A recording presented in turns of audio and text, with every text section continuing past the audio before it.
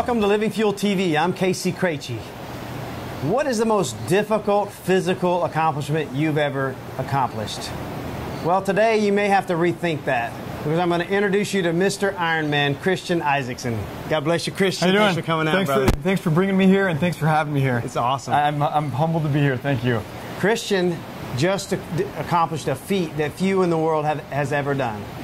He did the Epic 5 race in Hawaii last week, where he would do an Ironman triathlon each day for 5 days in a row. And he's one of 3 people in the world that accomplished this task within the time frame allowed, and 4 total accomplished it. It is absolutely fantastic, brother. Thanks. Thank you. I'm not sure how a human being can do something like that, but it is literally amazing. You know, it's just one of those things that you think of the next step versus the next mile. First, a phone call came from Jason Lester, who is a friend of mine and an award-winning athlete. He called and asked if I would be interested in partaking in the Epic 5, and the first thing on my head was I can't do it. I don't think anybody can do it. And after I talked and prayed about it with my wife, after Ron and I discussed it for at length, I was hooked the second he asked me, but I had to kind of play the limp dog for my wife. I was in.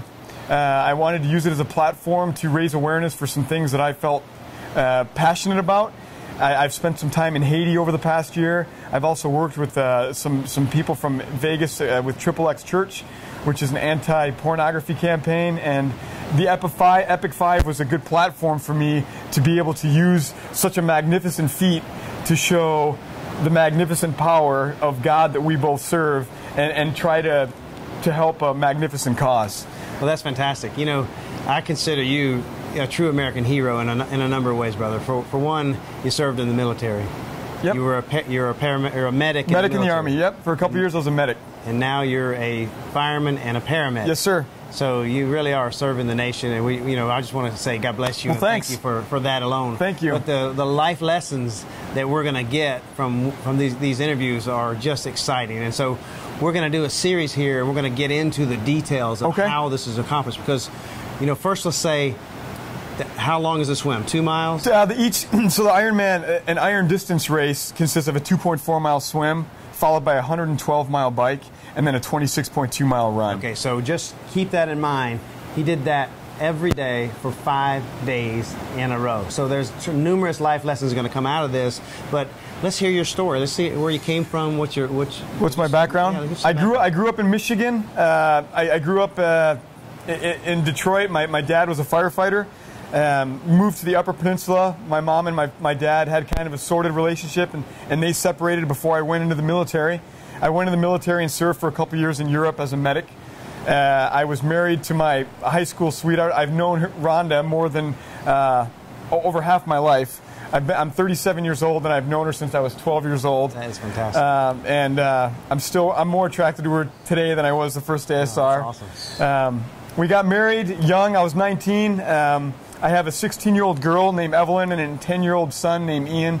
2 people that I want to be more like every day. My family is, if I could be more like my family, I'd be a signed athlete already.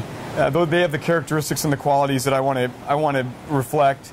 I grew up in a Christian home. I'd like to say a pseudo-Christian home. I didn't have the example that I want to have for my kids as a Christian and as a believer. I saw a father that said one thing and did another, and I saw a mom kind of caught between the crossfire.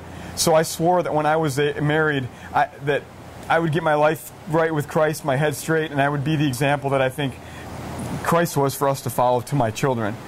And then endurance racing hit me. And once I got into endurance racing, I've always had a pretty serious, solid running background.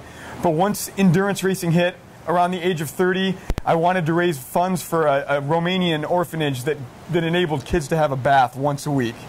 And I just had a shower in your house, and I was standing there thinking about what a blessing it is to have hot water pouring over your body.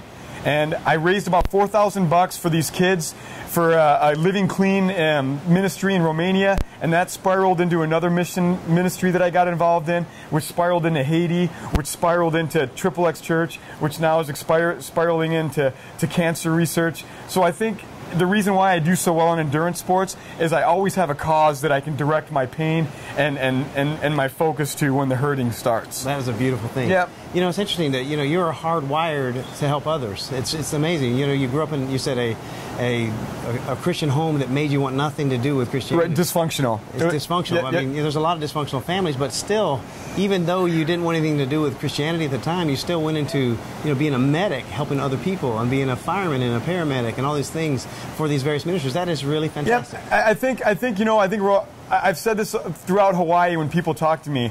We're going to stand before God, and when we stand before God, He's going to ask us, what have we done with what we've been given? And I want to make sure that like if I was to give my son Ian $100 and he went out and bought $100 worth of gumballs, I'd be bummed out. I'd be like, dude, what did you do that for? But if he takes $100 and invests it wisely, then I'm going to turn around and say, good job, you know, well done. And that's what my life needs to. That's what I want to reflect in my life. That is fantastic. Well, brother, we're going to get into the details of the journey here in a moment in the next segments. But, you know, God bless you for telling us such an awesome, clear view into your background. And thanks, man. And thanks for having me here. God bless you. Thank you. Hope that you enjoyed that. Be with us for the future episodes of this. God bless you, and have a great day.